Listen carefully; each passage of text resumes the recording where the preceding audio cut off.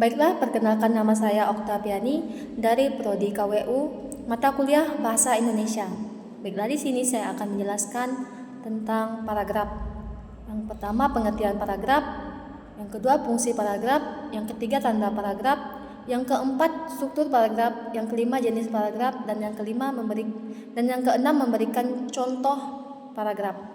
Baiklah, yang pertama, pengertian paragraf. Paragraf adalah suatu bagian dari tulisan yang terdiri dari beberapa kalimat yang saling terkait dan membahas satu ide pokok atau gagasan utama. Yang kedua, fungsi paragraf. Fungsi paragraf dalam sebuah teks atau tulisan adalah untuk: 1. Mengembangkan ide utama. Yang kedua, mengorganisasi informasi. Yang ketiga, membuat teks lebih menarik. Yang keempat, memberi jeda dan penekanan. Yang kelima, mendukung alur pemikiran. Yang ketiga, tanda paragraf. Tanda paragraf adalah indentasi atau jarak antar alinea yang digunakan untuk menandai awal paragraf baru dalam suatu teks. Yang keempat, struktur paragraf. Struktur paragraf utamanya terdiri dari 3 bagian utama. 1. Kalimat utama atau topik kalimat. Kalimat utama adalah kalimat yang mengandung ide pokok atau gagasan utama dari paragraf. Biasanya terletak di awal paragraf, namun juga bisa di tengah atau di akhir paragraf. Yang kedua, kalimat pendukung. Kalimat atau kalimat penjelas. Kalimat pendukung memberikan detail, penjelasan, contoh atau bukti yang mendukung ide utama. Bagian ini berfungsi untuk mengembangkan gagasan utama agar lebih jelas dan rinci. Yang ketiga, kalimat penutup atau kesimpulan atau penegas. Kalimat penutup berfungsi untuk merangkum atau menegaskan kembali ide utama paragraf. Kalimat ini biasa juga berupa kesimpulan. Kesimpulan dari penjelasan yang telah diberikan sebelumnya. Baiklah, yang kelima, jenis paragraf. Jenis paragraf dapat dibedakan berdasarkan beberapa aspek seperti tujuan, isi, dan letak gagasan utamanya. Berikut adalah beberapa jenis paragraf. Paragraf berdasarkan tujuan. Paragraf narasi. Paragraf narasi menceritakan suatu kejadian atau peristiwa secara kronologis.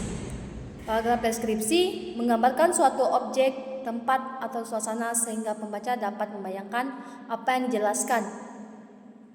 Paragraf eksposisi memberikan informasi atau penjelasan mengenai suatu topik tanpa adanya opini.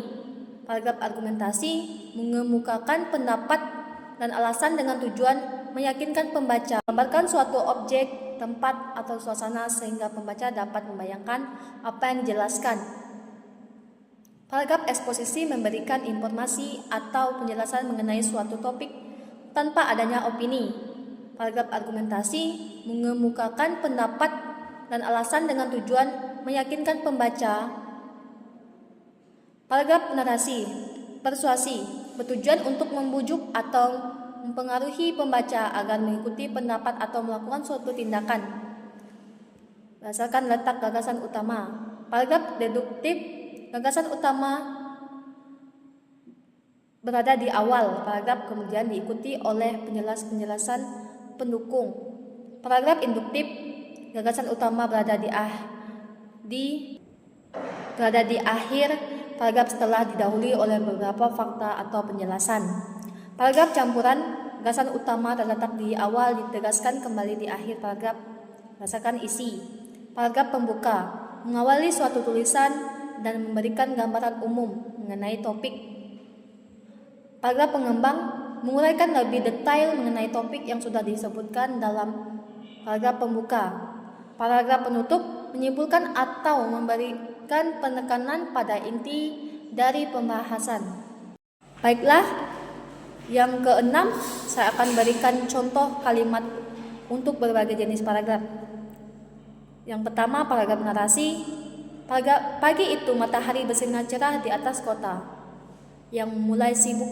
Suara klakson kendaraan bercampur dengan hiruk-pikuk orang-orang yang tergesa-gesa menuju ke kantor. Di suatu jalan, seorang penjual kopi sedang melayani para pelanggan yang berdiri mengantri. Yang kedua, paragraf deskripsi. Pantai itu terlihat sangat indah dengan pasir putih yang halus dan laut biru yang membentang luas. Di kejauhan, burung camar terbang rendah menambah keindahan pemandangan. Suara deburan ombak yang menghantam batu karang terdengar seperti irama alam yang menenangkan. Yang ketiga, paragraf eksposisi. Contohnya, fotosintesis adalah proses yang dilakukan tumbuhan hijau untuk membuat makanannya sendiri. Proses ini terjadi di dalam kloroplas yang terdapat pada daun. Dengan bantuan cahaya matahari, karbon dioksida dan air diubah menjadi glukosa dan oksigen. Yang keempat, paragraf argumentasi. Pendidikan karakter sangat penting dalam dunia.